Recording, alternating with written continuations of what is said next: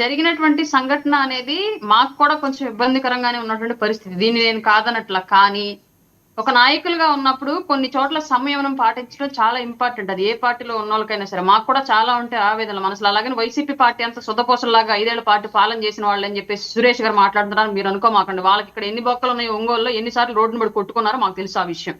కానీ వాళ్ళు ఒక పార్టీలో వాళ్ళు కొట్టుకుంటే నేను నోరెత్తలేదు. ఇక్కడ 3 పార్టీలు ఉండి ఎవరో ఒకరు గొంతెత్తంగానే దాన్ని అవకాశం చూసుకొని మాట్లాడేస్తున్నారు. కానీ అది కరెక్ట్ కాదు. కానీ జరిగినటువంటి విషయంలో ఒక ఇన్ఛార్జ్ గా ఆయన వాయిస్ రైజ్ చేయడం వరకు కరెక్టే. కానీ అది ఎటు సైడ్ నుంచి కార్యకర్తగా ఆలోచిస్తే, కానీ కూటమి సఖ్యత కాపాడాల్సినటువంటి ఒక లీడర్ గా కనుక ఆలోచిస్తే కొంత సంయమనం పాటించి పెద్దల దృష్టిలో పెట్టి పెద్దలు అవకాశం ఇచ్చేంత వరకు వెయిట్ చేసి కనుక మాట్లాడుకుంటే బాగుండేదని చెప్పేసి మా అందరి ఉద్దేశం సార్. అంతే. ఆయన ఇక్కడ తప్పు పట్టడానికి లేదు, అలాగే పార్టీ నిర్ణయం తీసుకుందని చెప్పేసి పార్టీని కూడా తప్పు పట్టడం లేదు. ఎందుకంటే